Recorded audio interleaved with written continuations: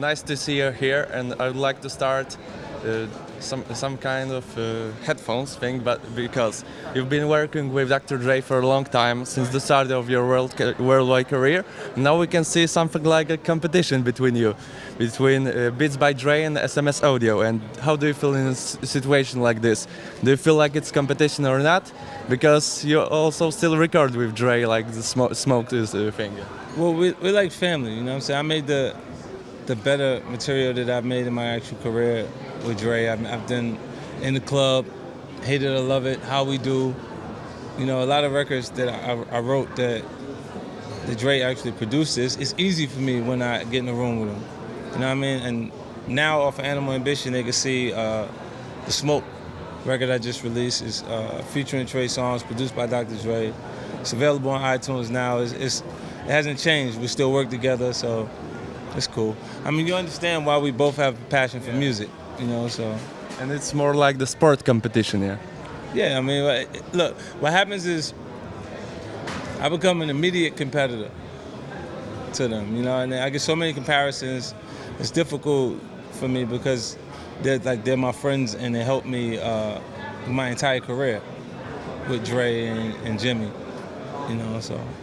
And you have gained worldwide popularity and recognition more than a decade ago, and it also took time to become a star. When you released Get Rich or Die Trying, you were 28 years old. And what advices would you give to young artists? What should they do to stay on top of the rap game for so long? Because today there are so many rappers that most of them can only stay on top for 2-3 years. Two songs. But you know what? Look, a lot of now they have the freedom, they have an ability to reach the masses. You know what I mean? So you may not actually need the major record companies like we need them in the past, because your phone is shooting HD content. So if you just made the music last night, you could do your in-studio performance and edit it, you know, and put it on YouTube, and it can reach millions and millions of people and turn it into a huge success. This is going to allow our culture to grow faster and for us to see people from different territories just pop off, and everybody, you know, love the music. You've been adamant since day one, always saying what's in your head, and this led to a lot of conflicts in the rap game with people like The Game, Ja Rule, Fat Joe, French Montana last time, and media talked also about some kind of tension between you and Jay-Z. And looking back, do you think that some of those conflicts were unnecessary? Would you change something if you could? No. See, they don't understand the culture and how competitive it actually is. A lot of them, it started for absolutely no reason. It'll be the person discomfort with the success that you're actually having at that point. And then you'll respond to it. Like now you'll see Drake and Jay-Z have an issue, or and previously Wayne and Jay-Z. Like whoever's in a prominent position, they're gonna have friction with other artists that generate interest.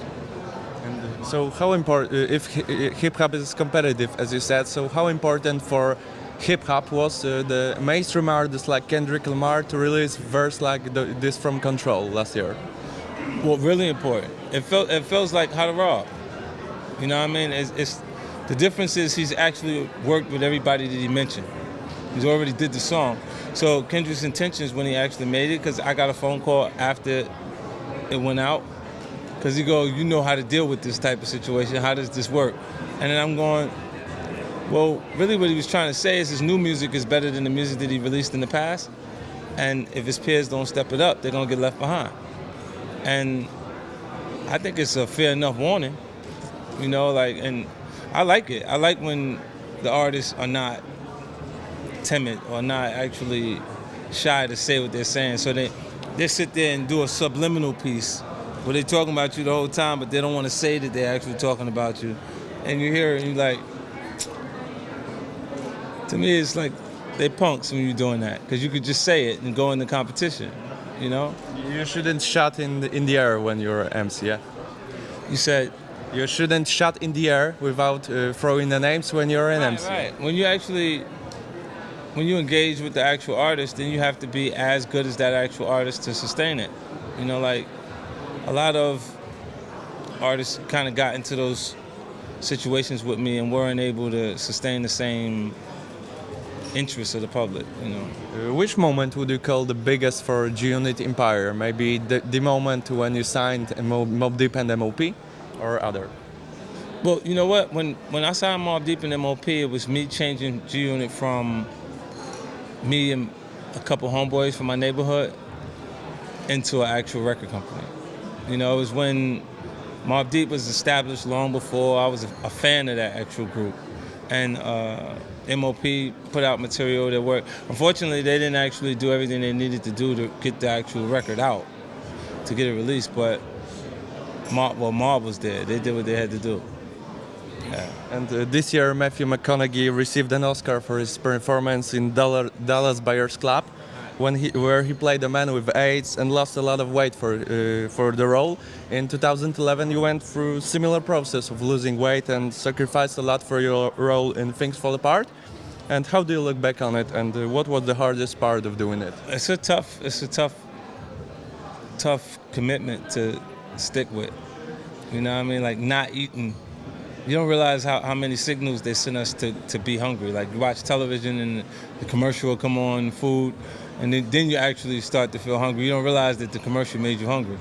And it starts to limit the things that you can actually do. And when I was going through the physical discipline for the actual role, I would read Christian Bale's interviews about, you know, him preparing for The Machinist, and Robert De Niro's for Raging Bull. You know, so a lot of artists that it has to be a real reason to actually do it. Like I wouldn't just randomly commit to losing 60 pounds for actual role. It has to be a special project. And because All Things Fall Apart was about my best friend growing up, I committed to it. And along with playing in movies, you also performed in a cartoon. Yeah. And what's the story behind getting your character in The Simpsons, and how did you like working on it? It was fun. It was because it was back studio work again. You know, like doing voiceovers is not like a difficult thing for me. And then you can always pitch things and come down and play with the actual vocals. And I'm already doing that in a recording studio. Okay, and so at the end, a few weeks, Tony Ayo said that G-Unit is over and you and Banks ain't rocking with him. Then in Billboard interview you said that you haven't communicated with G-Unit members recently, but in MTV interview you said that Ayo and Banks are like your little brothers. So how does this situation look like now? Is G-Unit over or not? They're babies. They're babies. And then like when they get into, at different points they throw the tantrums and stuff like that, and I just watch them do what they're doing. You know what I mean? Like, it's not like the responsibilities are gonna change. Like they're adults, but they behave like babies at points. So they have to do it. You know, so it won't be long before you see some different things from. And ending G-Unit topic, how many songs have you recorded for DPG Unit? Because I heard about it in MTV interview, and that you have dozens of songs. And shall we expect it or not? The last in the shelves. It's gonna happen now, you know, because with Snoop and him moving around so much, he's touring now, so he's out. So I don't know exactly what that is, but you always see me do things with Snoop, because like prior to Get Rich or Die Trying, Doggy Style was the largest debuting hip hop album. And rightfully so, that album was a classic. That's why the first opportunity I had, I actually featured with Snoop. Because I was a fan of his work, so on PIMP, I put out the remix, I didn't put out the original version. And I shot the music video with him in Los Angeles, so it's been a cool experience, and I got a good relationship with him, you know, so. Okay, so thanks for the interview, and a last question about this book that you released days ago. We can say, how did you like this experience of writing, not poems, but writing something in a full sentence? Yeah. I've done a few books. Like this one was different because, you know, I was conscious of the concept and what I wanted to actually convey. Like my son was telling me a story about a kid in his actual school, and I was trying to explain why he could possibly be going through that scenario, and I kind of realized that I was the actual bully at that point. Because I had a lot different internal issues going on with me. I was chubby. I had different things going on that was bothering me. My mom wasn't there. I didn't have my father. It was different things. So I dealt with things inappropriately. As a child, I understand as an adult that those actions were wrong. So when I created the book Playground, I wanted him to do things that would make people laugh or attract them to it, and then acknowledge that he did something wrong. So, the actual kids would read and engage with it and really take something from it. Okay, so thank you, and we wait for Animal Ambition album. Now that actual book is turned into an animated show on Fox, so they'll get a chance to see it. Okay, so thank you.